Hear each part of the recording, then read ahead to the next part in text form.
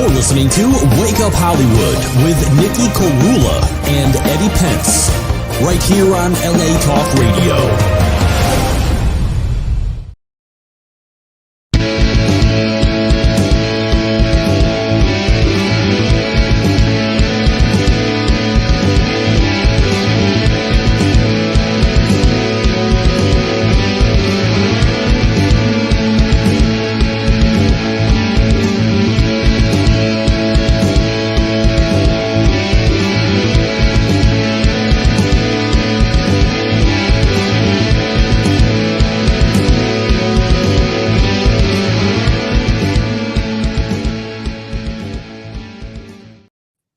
Wake Up Hollywood, this is your host with the most, Nikki Korula. We're going to jump right into this interview. We have a very talented, young and new songwriter, singer-songwriter, Ivy James. How are you, Ivy?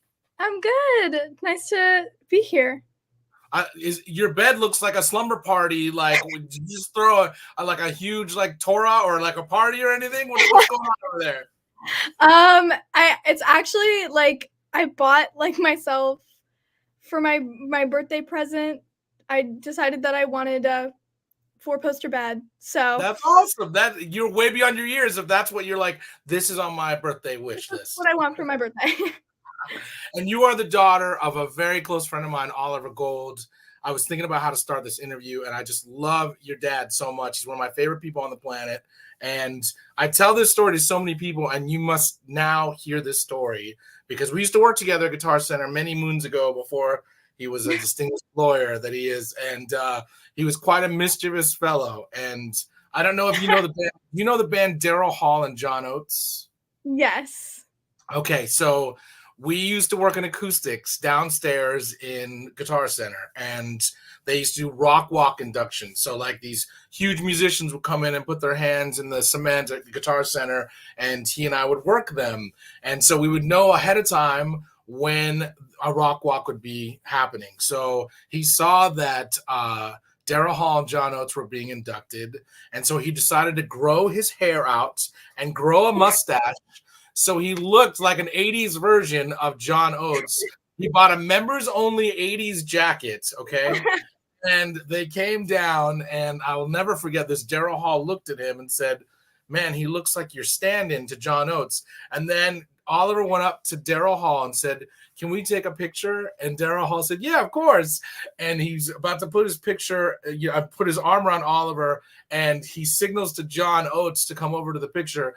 And Oliver said, "Not you." So it was one of the most incredible things I've ever seen. And he's just one of the funniest people and very talented drummer and musician. So much love to your dad because I just think we love him. But let's talk about you. We're going to talk about you. So how did you get into music? What was your moment of zen that made you fall in love with music or want to become a singer-songwriter? Well, I've been singing my whole life. My mom says that I've been singing since I could talk. And That's awesome. So I started taking lessons. I was I think 7 or 8. And I did that until I started high school. And then I was in a cappella. And then I kind of just decided that one day I wanted to do music professionally. And I was like, this is my passion. It's the only thing that brings me this just sense of just peace over everything. Yeah. It's joyful, and it's also the greatest therapist on the planet. It really is. And did you start playing guitar at a young age? Did you start in high school? Did you start after high school? I actually started teaching myself a couple years ago after my dad gave me a guitar that one of his friends sent him. And I was just like, oh, I'm going to learn how to play guitar. That's amazing. And then it's become my main instrument. And I love playing guitar. It is the great. You can see there's a couple of guitars behind me. There's an acoustic, an electric. There's a couple different. It is the greatest ever. And do you also play piano as well, or is guitar okay? So I love that you're a really fantastic songwriter. I don't say those words a lot to really young songwriters, but I was listening to your stuff and I was like, this girl's way beyond her years. And I saw your influences are Phoebe Bridgers, Stevie Nicks, Joni Mitchell. How did you get into those older influences? Were your parents playing good music and you were just kind of listening going, who is that? I mean, my mom has always played just the best music. And so I grew up listening to all of the greats and always just being inspired by everything I was hearing in the car every day on the way to school. And then, with my dad being a musician, of course, he has had like a huge impact on all of my taste. And your dad's a great drummer. Has he ever been like, "Hey man, if you ever want me to play drums," and you're just like, "Dad, come on." You're like, "I want to have my own drummer, Dad." Yes, actually. That's awesome. But I mean, I love jamming with my dad. It's one of my favorite things, and I definitely need to have him play a show with me. That's But awesome. definitely And I yes. was also in an a cappella group in college, so I have so much love for a cappella. What are the things that you think you kind of learned from being in an a cappella group? Because like I started really young singing in a children's chorus, and then I started singing in like high school chorus. But it's so interesting how like being in a group like that, it teaches you to listen and hear Yeah. and kind of like find your parts and like never blend all those things. Tell me the things that you kind of gained as a musician going through that process. So much. Definitely kind of my ear for harmony and how to compose vocal, which is very, very prevalent in my music, is all of the composition that goes into my vocals and the backing vocals. And especially in live shows, I used to play in a band of just me and backup singers. And so it was a really huge part of like my musical journey, was understanding how vocals are such a tool and really can be used as an instrument, even if you Oh, have a full band behind you, and it can really propel the music. That and learning how to command a stage, surrounded by other people, and, keep the attention on you while also being able to aid the music. what's really cool, I don't know if you kind of like took this on, but like I noticed, when I was singing in a, either a high school jazz group or an a cappella group, it like really kind of showed me how much I love making music with people as a group because it's like you're all working towards one vision. There's something that is so beautiful about that. Like you're all rehearsing together. There's ebb and flow with it. There's like good days and bad days with that. But it's like when you're all performing together, it's that moment, that synergy and synchronicity, all those things that kind of like line up that make me fall in love with performing with a certain group that goes with every performance. Because I also studied opera, and that is not really the same because No. it's like you doing a role in a play and then you're off stage and then somebody else is doing something, and I didn't really feel that connection to kind of the people I was creating with, like when you're in a band, in a singing group, in a chorus. So did you kind of feel like that team aspect a little bit when you were going through it, or did you kind of like not really realize that until later? I think that when you're in high school, it's a lot harder to feel the team because, I mean, it's high school, Everybody is learning how to be people and how to handle situations, and while, you wanna have relationships with everybody, it gets pretty complicated, so I always kinda just tried to, stay to myself. And what kind of And music were you doing? Were you doing pop tunes? Were you doing musical theater tunes in the group? Or kind of a mix of jazz it was too? actually a lot of pop and rock. Oh, that's awesome. Yeah, I Like mean, my with the first current stuff solo, or like old stuff? uh, both. I mean, my first solo was Painted Black by the Rolling Stones. Yeah, I just saw the Rolling Stones on Oh, Saturday. This is kind of cool. You will appreciate this. So I had one of the members of the Rolling Stones. His name is Chuck Leavell. He played on my last record, and he got us oh, tickets. And so we got to hang out. We got to hang out with some of the Rolling Stones, and then watch them all play. It was like kind of a surreal experience. But they yeah, played that song. That's my brother's favorite Rolling Stone song. And what's cool about that is like it exposes you to music that's way before your time. So, like, yeah. did you fall in love with that song right away just because you were doing the solo? It must have been cool. Well, actually, there's a kind of a story to how I got the solo. I was practicing that song in my, like, school's practice rooms, and my, like, teacher walked in while I was rehearsing because I was singing really loud because I was, like, and I was filming for, like, a TikTok, and my teacher walked in, and I Nice. just thought it was kind of funny, so I posted, like, this short clip of me singing it and then getting interrupted, and it got like overnight Wow, 90,000 likes. And the that's Rolling Stones crazy. actually That's saw amazing. it. And the Rolling Stones Wow, actually saw it and reposted it on their story. And I remember my friend that's calling amazing. me at like 2 a.m. and being like, "You need to get the Rolling Stone story right now. Like, you're there." Like, and I just like cried, and it was the craziest thing. And then the beginning of the next year of the next school year, they were like, "Our first solo is gonna be Ivy, and she's singing Painted Black." And I was like, Wow. "Oh, You're like, okay, I've already cool." been rehearsing that. So you were just rehearsing that just out of the blue? For my end of year project for acapella, where I was like pitching, like, this is the song I want to do for my solo, like, That's pick me, awesome. you know. So And wait, it so how ended did up, you know that song? Because were your parents also playing Rolling yeah, Stones? 'Cause like what I love about your writing too, and I'm gonna give you a huge compliment. Your writing is very mature for your age, and it has a lot to do with what you're listening to. Because you're not just listening to like pop, you're listening to like the throwback stuff that is some of the best music ever written. So it's like you can hear it, and when you're creating and crafting songs, you're thinking about that, like making it yeah, accessible, making it poppy, but also making it built like the old songs were. Like they were just yeah, so it like as structures they were musically sound. yeah. And I mean, lyrically wise, I write, more folk and pop, but I'm very, very inspired by like post punk and post hardcore and like Midwest emo, which is all like very not what I That's write, awesome. but I'm very inspired by the lyricism, and I think that it does have to do with like my dad and like that he was in like a band like that, and That's true. so I kind of got into it, and now I'm just like a huge fan of That's awesome. And all that that music, type of it's music. like what I love about it, it's got so much energy. Let's talk about your creative process though. Do you start with a melody? Do you kind of like play a groove and kind of come up with a riff? Do you kind of start with lyrics first? Do you write like a lot of prose and then you kind of like start, formulating songs? Tell me a little bit about your creative process. Like what is your muse and how do you write? It kind of differs song to song because I carry around like a little notebook with me or like my phone notes app, and I'm always just kind of thinking of stuff and I write it down.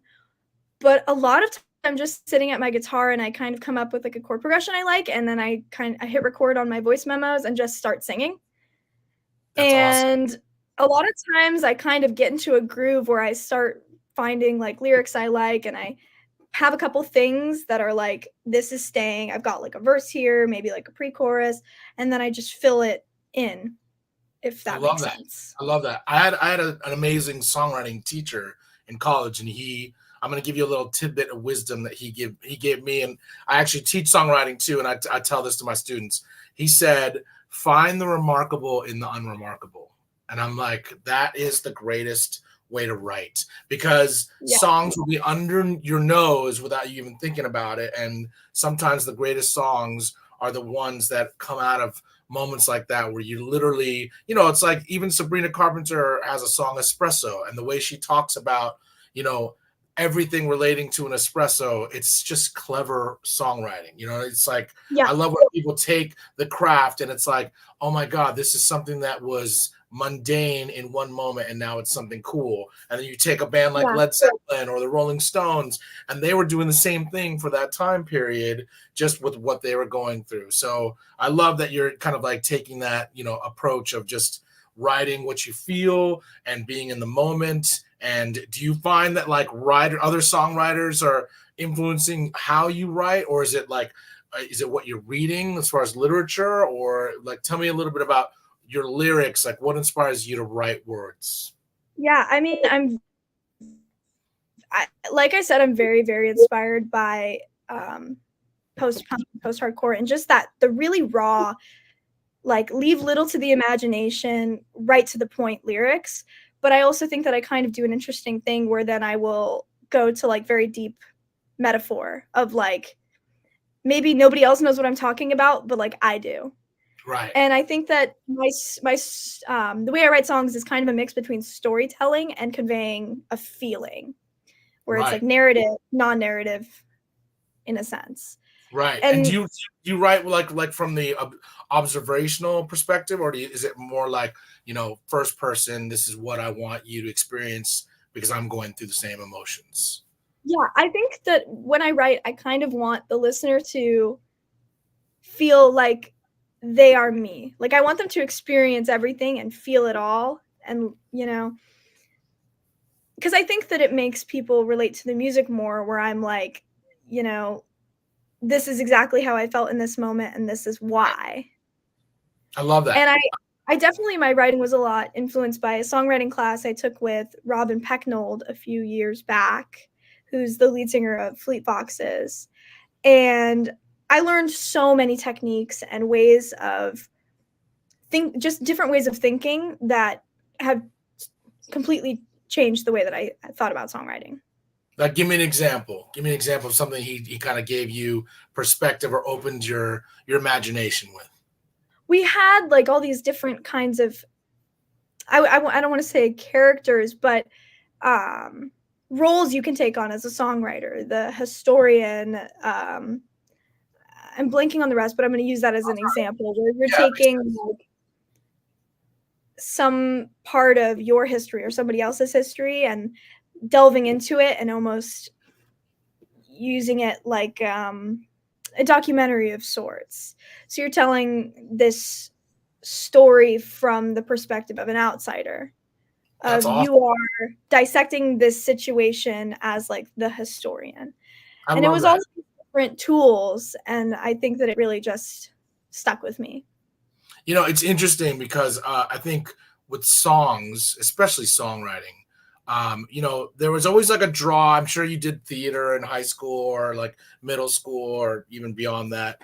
And there was always a draw for something like that, but it was never enough because I didn't feel like, oh, I'm like living this character in the same way that like music, when you're writing from that person, you are the character, you are Yeah. going through those emotions, and you are conveying that script, that screenplay for the listener to listen to. And it just became so much more palpable. Did you kind of get that feeling when you first started writing songs? You were like, whatever this is, I love it. And I never am going to get tired of this because this is where it's at. Yeah, I mean, I think when I first started writing songs, I was like, wow, I love this.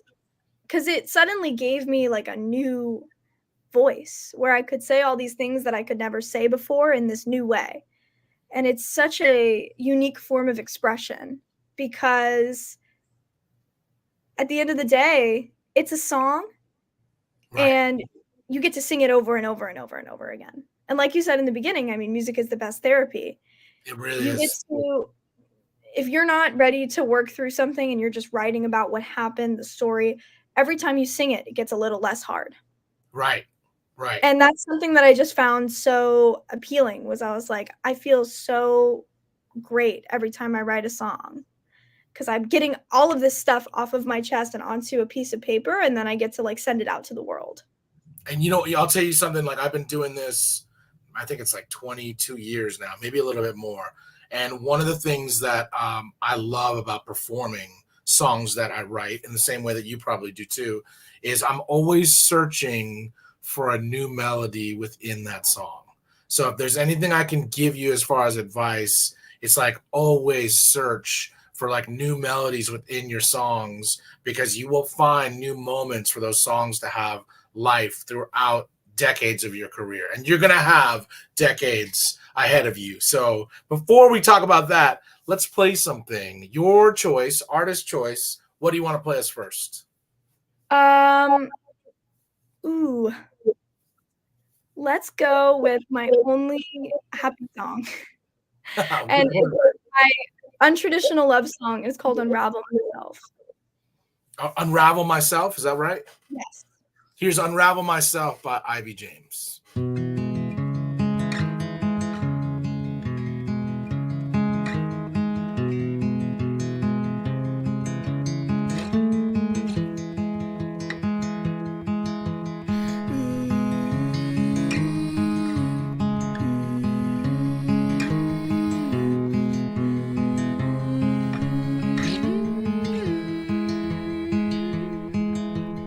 I don't like being tired.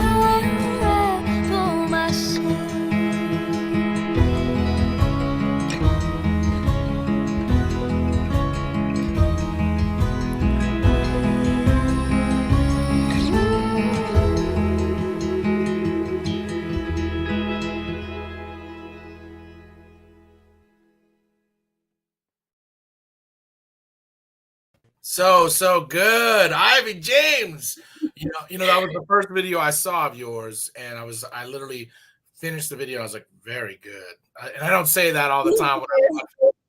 It's so good. And it really is super artistic. Tell me about the concept of the music video, because I was also impressed with that. What was your I vision? kind of wanted to portray kind of the feeling I had in the song, which is the unconventional love song. And I wanted to portray more of a feeling rather than telling a story. And I also wanted to do, I think at the time I was really into like mixed media, which is kind of a form of animation, but I wanted to do it in my own way where I was still showing my unique style of, cinematography and direction. And then while still conveying the message of the song. It's really cool. It's actually like really French influence, like French cinema influence. I don't know if you watch a lot of Yes, it, I but love it's French got a music. lot of yeah, no, I mean seriously, it really, and I was really impressed by that, because whenever you see music videos, I mean, there's always like a part of me that I expect a certain, all right, it's gonna be super poppy, super clean. When I saw that video, I was like, oh, this girl's like a real serious artist. Like this is like way beyond your years. That's what's so cool about it. So tell me a little bit about the melody, the crafting of that, because it's very intricate. It's really beautiful. Tell me like a little bit how you came up with the melody. That was not too long after I started learning guitar, and I started experimenting with um, not standard tunings. And I put my guitar into drop D for the first time, and I just kind of started messing around, and I came up with that little guitar line. And I was like, "Oh, this is so fun!" Like I love it's kind of weird in a way where it I has love this bouncy like, and then it goes to a minor. It's really it. cool in that sense of the way that the guitar line is structured. And then I think with the lyrics, I just wanted to like follow the guitar as close as I could. Do you ever listen to Nick Drake by chance? I love Nick Drake. I hear a lot of that in your writing for this song. He's like one of my favorite songwriters. There's a great tuning. You'll love this tuning. If for his song Pink Moon, I think it's DADGAD. It's is it Dadgad or is it no, I'm sorry. It's DADGAF sharp. It's Ooh, DADGAF sharp. Try that tuning. You will love it. You will write 3 songs from that tuning. I'm telling you, you'll love it. Especially, I love that you experimented. Yeah, and there's another one called Dadgad, DADGAD, which I'm sure I've you written know. songs in that tuning. I love that tuning. I could tell it was like some like weird tuning, but it's just only a drop D. That's it. Or it was Dad Fad. Okay, that makes more sense. Okay, yeah, because I was like some of the patterns. I was like, wait a minute, how did you do that? It's awesome. It's really catchy riff, really cool lyrics, really great melody. Just a perfect song. It's like really, it's awesome, really awesome. So tell me, like when you're recording a song like this, tell me what your experience was like recording. Did you record it at home? Did you go into a studio? Did you work with a producer? Tell me what that was like for you. So I worked with a producer and I recorded it actually remotely. So my producer, Mr. Hudson, he's London based. So he comes here and I see him and work with him while he's here. But on this song, I actually recorded in my now ex-boyfriend his like home studio.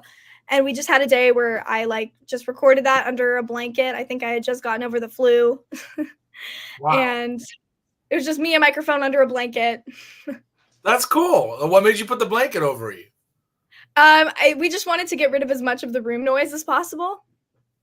That's interesting. That's cool. Well, it sounds really kind of like intimate, and it sounds organic. And what the cool thing, the one thing I love the most about it, it really sounds throwback like 70s folk, which is really cool because it sounds like a modern recording, but it has like these elements of this old 70s folk sound that I love. So very, very cool. That was one of the first things I heard you do. I was like, this kid can write. So tell me, like, and I know Phoebe Bridgers is an influence on you, but I got to give you a huge compliment again. I think you're better than Phoebe Bridgers. I've heard a lot of her songs.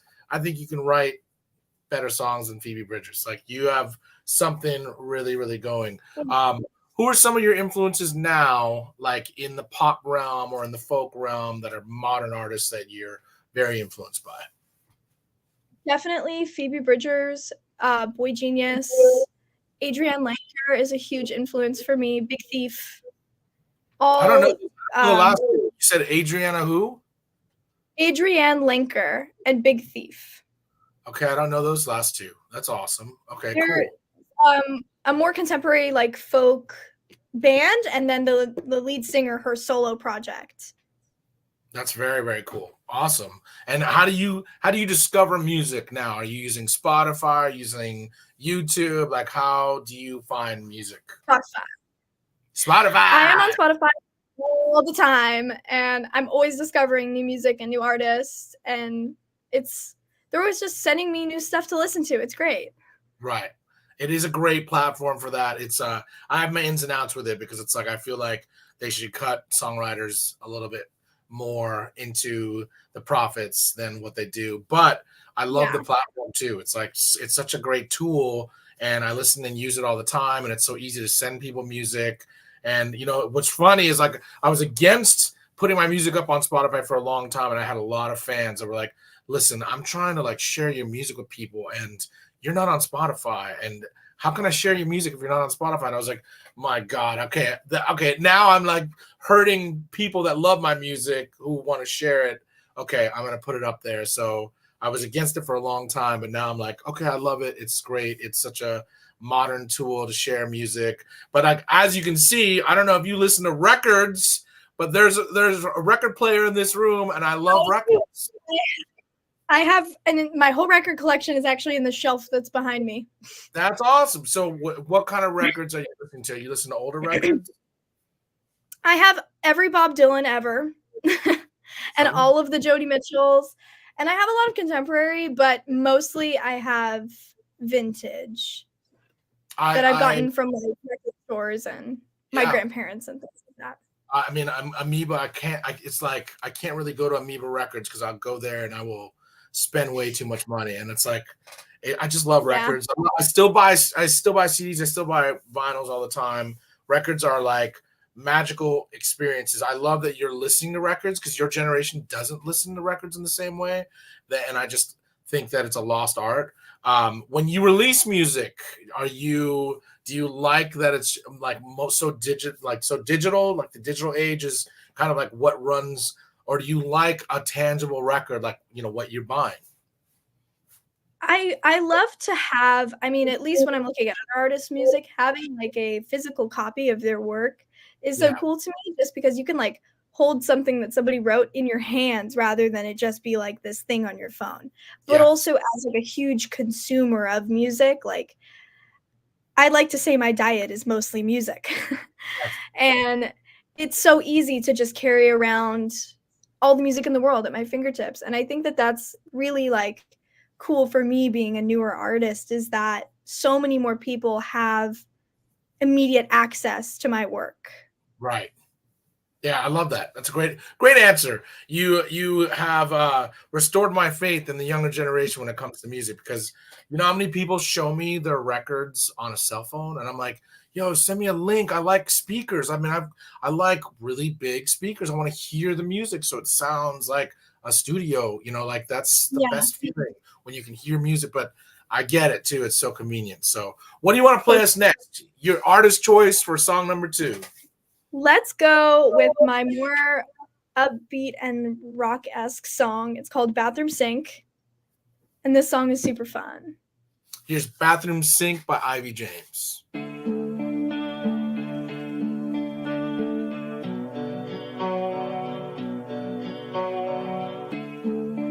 It's too easy to fall.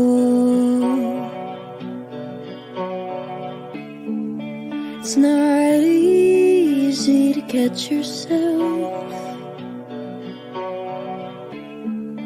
Because why would you want to, when it's just easier to catch the bathroom sink? You want it fine, well here it is. You asked for love, that's that's what you'll get. You wanna be on your own, but then you're alone. So you stay awake, stare at the phone. You pulled the lights right off the wall to catch yourself when you fall. This isn't love, it's just a mess. I thought you were supposed to be better than the rest. So take me home, I'm having a vertigo. The walls are spinning and I don't want to be alone. Had too much to drink. Did it used to be these things? Said I would never turn out like you, but I finally know why you do what you do.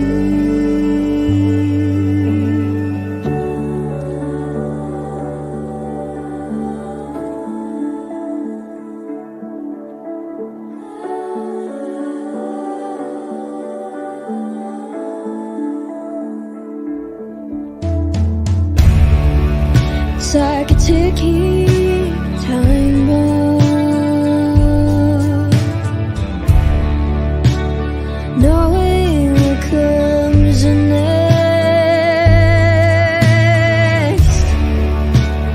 waiting for the other shoe to drop, and when it does, you can catch the bathroom sink.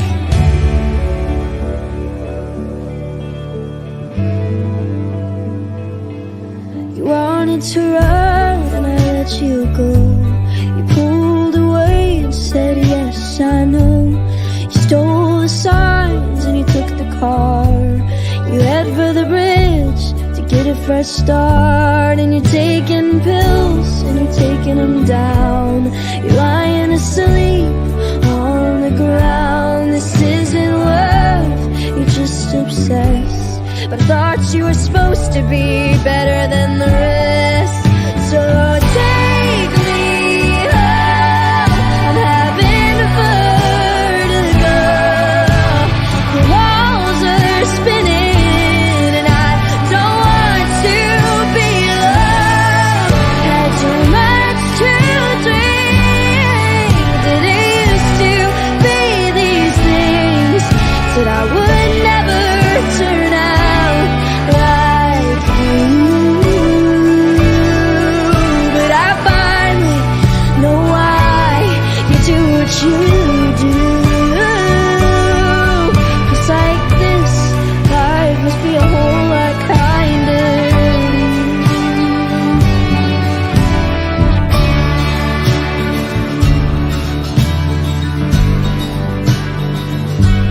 Wanted to run,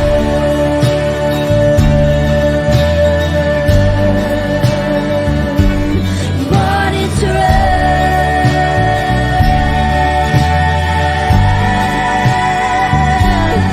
wanted to run,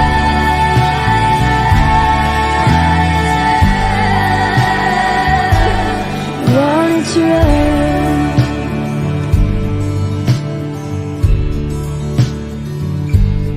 This isn't love, it's just a mess. This isn't love, you're just obsessed. This isn't love, it's a damn shame. This isn't love, and you're the one to blame. This isn't love.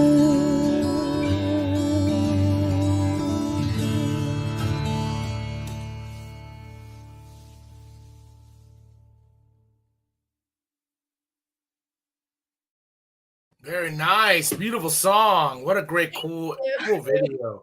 First, I want to ask about that rotary phone. Where did you get that rotary phone, and how did you know how to use that phone? Because that's way beyond your time.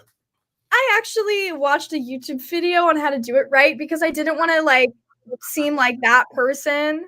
I was like, I'm not gonna use the phone the wrong way. I like picked it up before I dialed. Like I wanted to make sure that I was doing it justice because I wanted to do like the 80s super teen girl, like dramatic, while I was kind of trying to tell a story while I'm like, as a film student, I wasn't like, at the time, I was really into non-narratives.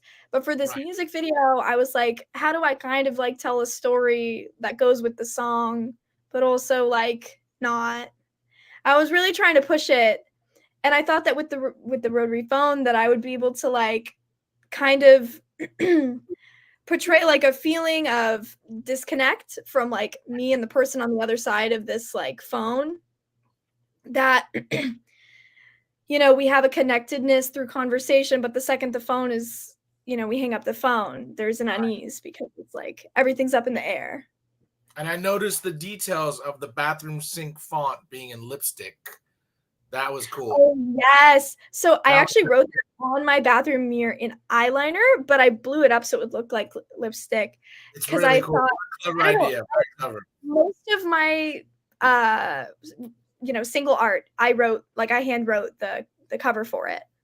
Because I like the, I don't know, I think it's a personal touch. And I just couldn't find the right font with like writing on paper. And I was like, oh, like, how did you go through so many fonts? You must have gone through like 150 fonts just to find the right vibe. A million. When I'm like designing the covers, it takes me days because I'm just like, oh, I liked this yesterday and now I hate it. Okay. Right.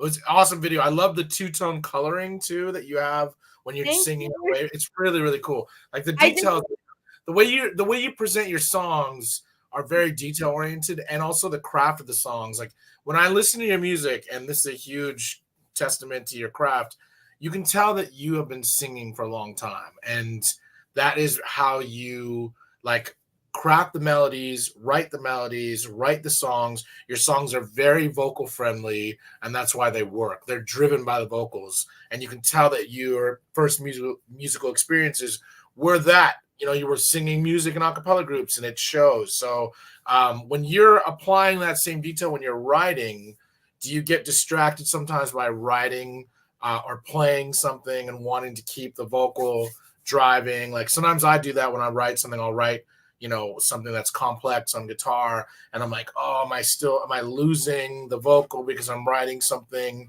crazy on guitar that's like maybe flashy versus just like writing the song for the song, do you ever find this balance, like getting out of balance?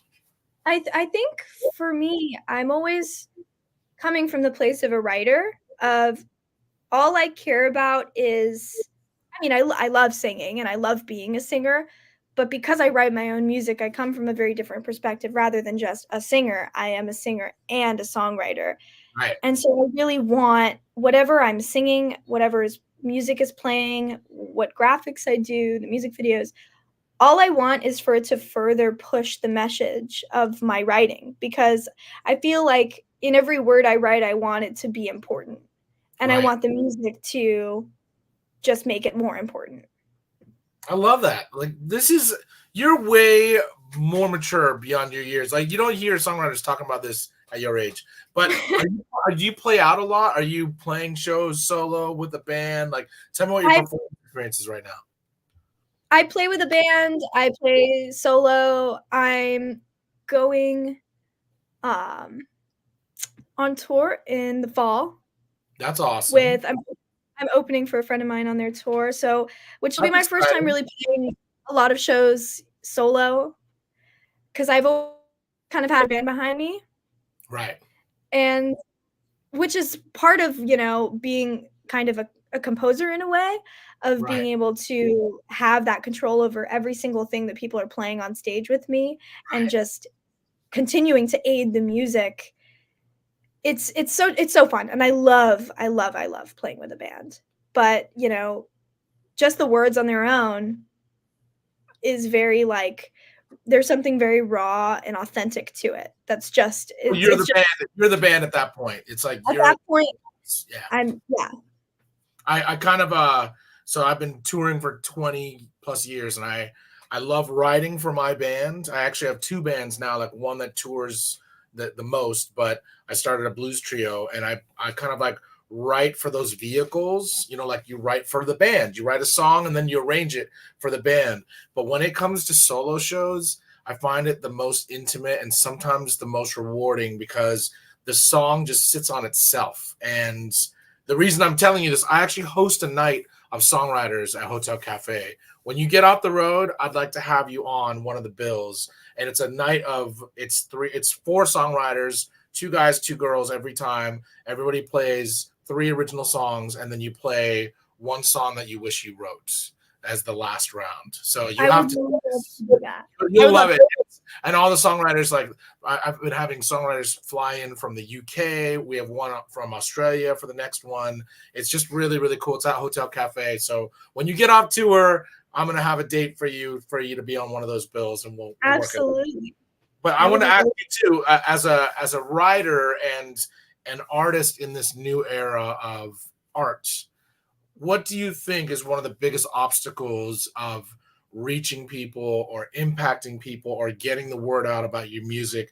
Because in my time, I've seen it change so much with the, introduction of social media, with CDs being the big thing, and now CDs are non-existent, and vinyl came out of nowhere, and now vinyl's a thing, and Spotify used to be only in Europe, and now it's here and it's everywhere. So tell me, what are the obstacles that you have as a new artist just to reach people and get people, to know about your music? It's definitely having to be an internet personality and kind of try and be an influencer, which is, it's so weird because I'm just like, I think I know how to do it, but every day being like, okay, like what TikTok am I going to post that's going to get likes and actually translate? Right. And then, dealing with the internet because it's the internet and people are the worst. So it's definitely the most frustrating thing, but also rewarding is the social media aspect of all of it. I love that you said that, because usually people your age love social media and they're all about it. But to me, I also feel the same. It's like there's a certain level of you have to do this for social media. And there's a certain level of, oh, okay, I think I'd rather just live my life and not worry about having to post something just because you have to post something. So a lot of people don't realize, and I'm sure your friends will also, ask you yo, why do you have to post so much about music or this and that? Because, they just don't, they're not posting as much or whatever. And it's you're like, I have to, because that's the only way people will know that I've got a song coming out. I've got a record coming out. I've got a show in this city or this state, whatever it is. So I love that you said that, because you are screaming what social media is. It is an uphill battle, but I know you're probably doing it great. And just remember to live your life. Don't worry about that as much. Just be an artist. You need time to just be yourself and write about things that matter to you, and just hide from the world and play your guitar sometimes, and just always do that. I was telling new artists, you have to. I most definitely do. I am a lot of times just in my room for a whole day, just playing guitar and singing. And then the next day I'm like, oh, maybe I should post a TikTok. I haven't in a couple of days. Right. Yeah. And there's always that that pressure of, oh my God, I haven't posted something in a while. I need to post something. It's like going to the gym in a weird way. It's okay, I have to do this. Yeah. It's okay, this is a good thing. But I love that you have a healthy perspective on it. I'm sure your parents are don't get too absorbed in this, because it's easy to get absorbed in it, And what I love is there's a very great artist I love. His name's Charlie Hunter, and he's just an amazing guitarist. He's an amazing musician and person, and he did a bunch of work with D'Angelo. He did a song with John Mayer, and he's being interviewed about these 2 huge records he played on. And they were what was your experience when you first heard it? And he said, I haven't heard it yet. And these are records that are 10, 15 years old. And I was just that's a true artist. When you just are able to create something, and you just are able to just let it go, because you're searching for the next thing to just create. I'm envious of an artist like that, because it's wow, they're not posting for social media, or they're not, he does post for social media, but it's his search is for the song, the record, the idea to write about, the thing to keep playing, to keep stay inspired. And that's like a very unspoken thing that artists don't talk about. Like, you have to stay inspired constantly so that you can write and reach people. So my question to you is, how do you stay inspired? People suck. True. I literally, like, all my inspiration comes from the people, like, they say write what you know. And what Right. I know is, being a teen girl, pretty much everybody is kind of the worst. I mean, Right. myself included. Right. Like, we're all at this weird age of, like, we just do just awful stuff to each other. Right. And Right. so a lot of my writing is inspired by exactly that. People being awful and me just being like, well, now I'm just going to write a song about you. How about that? Take that. Yeah, that's like that's straight up from Exactly. the Taylor Swift songbook right there. It's like, oh yeah, you're gonna do that to me. I'm gonna document this for the whole world to sing to, and that's kind of cool. It's like, I make TikToks about it constantly. I'm like, when people are mean to me and they forget I'm a songwriter. you're Like, That's no, awesome. You're like, I wouldn't do that if I were you. be That's careful awesome. what you say to me. That's awesome. Very cool. Well, let's play something else. What are we gonna play next? So this last song is called Ivory, and I wrote this about, contrary to popular belief, it's not a breakup song. I actually wrote this about my ex-best friend and, like, the deterioration of our friendship. Okay, cool. And this is called Ivory. Ivory. All right. Well, we'll ask more about that in a second. But here's Ivory by Ivy James.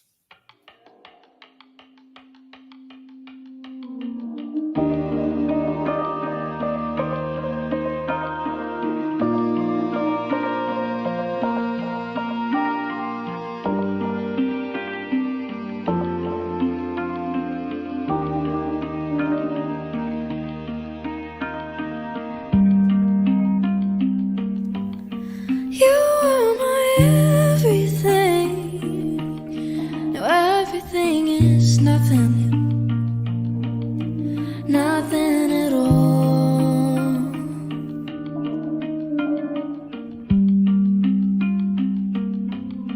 You are my fatal flaw. That means something to me. I sat there and listened like a well-trained dog when you went on and on about all the things that you loved more than me, and everyone's complaint. Ivory,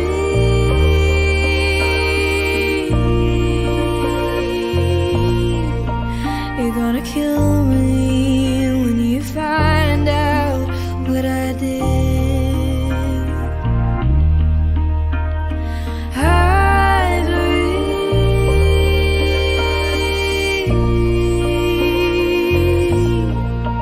you're gonna kill me, but not if I beat you to it.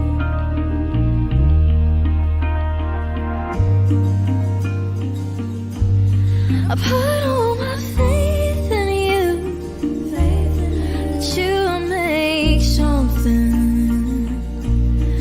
of me.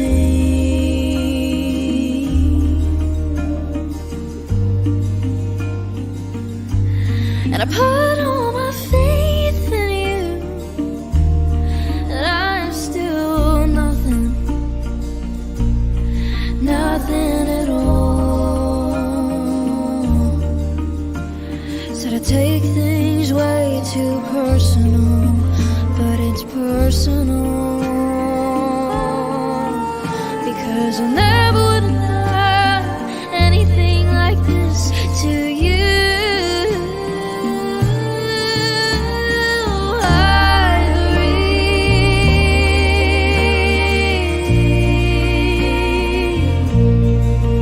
you're gonna kill me when you find out what I did to you.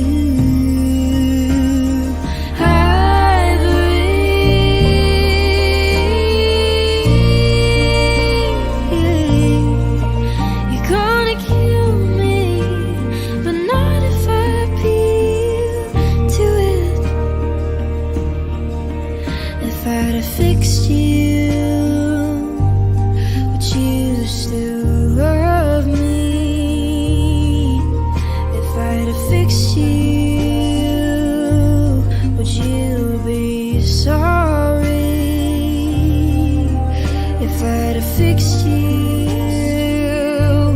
would you still have me? If I had fixed you, would you be running? I believe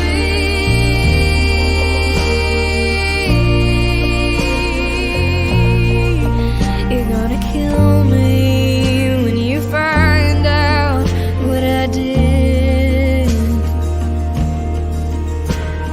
I believe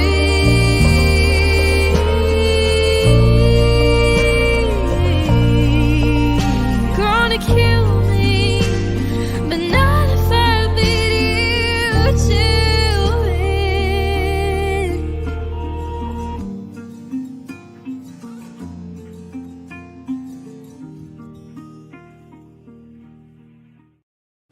Awesome. So good. Who shoots in black and white? This is so crazy. It's so awesome. So cool. I love black and white. So very cool. Me Very too. I mean, I didn't shoot and do that music video. That was actually done by my super talented friends, Max and Samara. And yeah, I mean, I wanted to do black and white, and I helped up with the concept, but I can't take credit for how beautiful it turned out. Yeah, it's awesome. It's even the concept is great that you're thinking like that, and the very fact that you're thinking about going to film school or doing that, and it's awesome. It's really, really cool. It's a testament to like you understand this is my art. This is how I want to go about it. This is how I want to present it. That's all the details. And you know what? Like sometimes friends are gonna come and go, and the ones that stick by you are the ones that you're gonna find that are just around as you go through the successes and the failures of this crazy journey. The music industry is a circus, but don't worry, you're doing great. And let me ask you, like, what are your plans for new music? What are your plans for making new songs, new records? I'm sure you have 100 songs that you're waiting to record. So tell me what your output or your plan is. Well, I've kind of been experimenting. I mean, as I've said, I think twice now in this conversation, is I'm really, really inspired by post-hardcore and post-punk, and I really want that to translate into the final products of my songs. And so I've definitely started experimenting with how I can incorporate elements of that style of music into, what I know and love, which is folk. And I think that it could be a really interesting thing, and I'm definitely, hoping to take it that direction. I love that. I love that. And little fun fact, Stevie Nicks went to my high school. She went to my high school, and I actually met her at Sundance. I was playing the Sundance Film Festival. This is really cool. This is a cool story. So Dave Grohl was doing Sun City. He had his movie at Sundance, and she was in the movie, and she just talked about the, Sun City, Sound City. And I was walking out, and I heard the security guard say, Stevie's about to get in the truck. And I was like, I turned around, and Stevie Nicks was right behind me. And I said, thank you for the music. And she was like, you're welcome. So she was super cool, super sweet, super nice. It was a quick moment before she was let off into a private car. But that was my one little Stevie Nicks moment. And where are you playing? Where are you opening? What are the cities that you're playing in? Because this is a great way for people to know when and where you're playing. I'm playing in Austin, Dallas, and Houston. And then I'm playing in Washington, D.C., Pennsylvania. And then I'm playing in New York, Boston, L.A., and then San Francisco. And I'll be announcing That's awesome. this week. Thank you.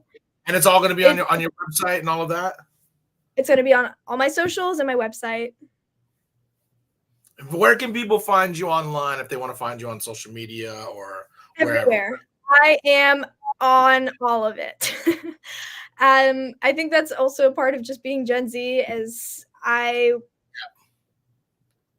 there's a social media, I'm guaranteed I have an account on it. And are you Ivy Jane's music, or everywhere? Ivy Jane's music everywhere? Yep. Smart. You did it all the right way. But awesome. Well, thank you so much for being a guest on Wake Up Hollywood. I'm going to tell you, I started this show about 10 years ago for artists like yourself, and we put like Oscar winners, Grammy winners next to new artists like yourself, because we want people to pay attention to new artists in the same way they're paying attention to celebrated artists. So I usually bring back artists every 9 or 10 months. I'd like to invite you to come back in about 10 months. Tell us how the tour went. Tell us about new projects that you're doing. Remember the songs you played, because we want to just keep knowing about what you're doing, what you're playing, and all your new music videos. So it was a pleasure to have you on. I'm going to end with a little funny story of Oliver, because I love that cat so much. One time he brought these crazy teeth, and he wore them all day, and he was talking to customers like those were his real teeth, and I could not stop laughing because he was just making it look so normal that he had these crazy teeth, and nobody was like, they just assumed those were his real teeth, and it's something I think about all the time. So much love to Oliver Gold. He's the reason that I asked for you to be on the show, because he posted one of your songs. I was like, she's great. I'd love to have her on the show. So continued success. I'm going to have you on Songwriters in the Rounds. We're going to have you back on Wake Up Hollywood in about 10 months. And keep writing songs. Keep being yourself, okay? Thank you. Thank you so much for having me. Of course. On behalf of Ivy, Sam, and myself, we'll see you guys next week. Peace and love. Take care of each other.